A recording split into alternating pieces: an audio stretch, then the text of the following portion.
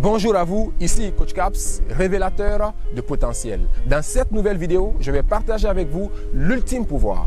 L'ultime pouvoir dont vous disposez pour booster votre confiance en vous. L'ultime pouvoir dont vous disposez pour développer votre estime de vous-même. L'ultime pouvoir dont vous disposez pour accélérer votre résultat. Ce pouvoir, c'est l'action. Le pouvoir de l'action. La plupart des gens passent leur temps à attendre et à ne rien faire. Ils attendent que le bon moment arrive. Ils attendent que l'environnement soit propice. Ils attendent qu'il y ait moins de risques. En fait, ils attendent la perfection avant de passer à l'action. Et ce qui est paradoxal avec ces personnes-là, c'est qu'elles ont la patience d'attendre et ne pas agir, mais n'ont pas la patience d'agir et d'attendre que le résultat vienne. Face à tout cela, nous rencontrons 4 catégories de personnes. Nous avons une première catégorie de personnes qui passent son temps à attendre et à ne rien faire.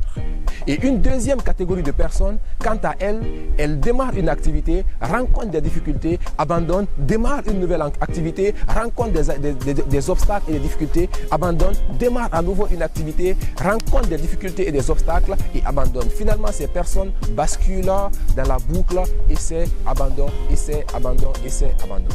Nous avons une troisième catégorie de personnes, quant à elles posent des actions moyennes pour produire tout simplement des résultats moyens. Et nous avons une quatrième catégorie de personnes qui posent des actions efficaces. C'est quoi une action efficace et comment poser une action efficace? 3 éléments.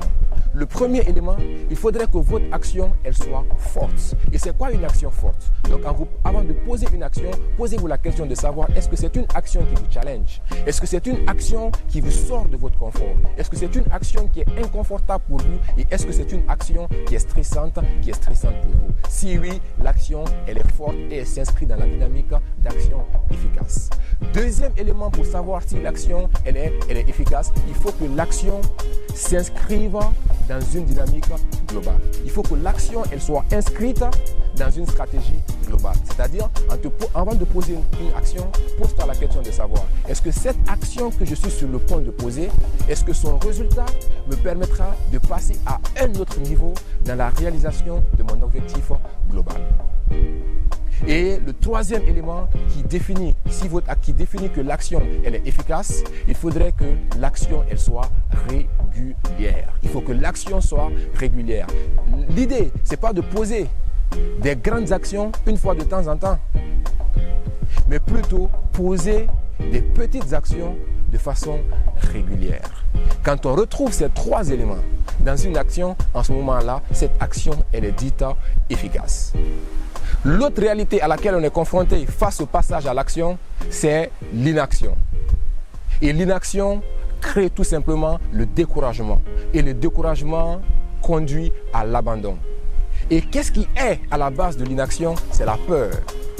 C'est quelle peur en réalité? C'est cette peur du regard des autres, la peur de la comparaison, la peur de la critique, la peur de l'inconnu, la peur du rejet, la peur de l'échec et parfois même la peur du succès. La réalité, c'est qu'on croit à ce qu'une chose va arriver bien avant que la chose elle ne se produise. C'est tout simplement une projection erronée de la réalité que nous faisons.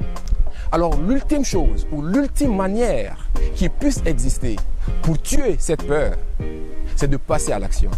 Chaque matin quand vous vous réveillez, posez-vous la question de savoir quelle est la plus petite action possible, nouvelle, stressante et inconfortable que je puisse poser d'ici la fin de cette journée qui me rapprochera de la réalisation de mon objectif. Et en faisant cela, vous vous inscrivez dans une dynamique de dépassement de soi.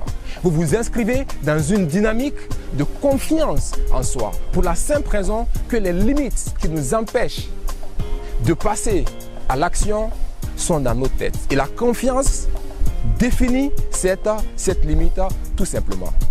Retenez tout simplement que l'ultime pouvoir dont vous disposez, c'est l'action. Et l'action réside dans le premier pas. Alors, je termine donc par partager avec vous cet outil magique que j'appelle le déclencheur d'action. C'est tout simplement la règle des 5 minutes. Quand tu veux faire quelque chose, prends tout simplement le cerveau à son propre jeu. Ne te mets pas dans la dynamique de le faire pendant beaucoup de temps ou pendant beaucoup d'heures. Dis-toi tout simplement que j'en ferai uniquement que pendant 5 minutes. Tu te dis par exemple, je m'engage à faire 5 minutes d'exercice physique par jour. Je m'engage à lire mon livre 5 minutes par jour. Je m'engage à appeler mes prospects 5 minutes par jour. Je m'engage à faire des rendez-vous clients 5 minutes par jour. Mais la réalité là-dedans, c'est que ces 5 minutes ne sont pas contraignantes pour toi au départ. Mais en te lançant là-dedans, tu finis par te retrouver au-delà des 5 minutes. Et c'est la puissance et la magie de cet outil.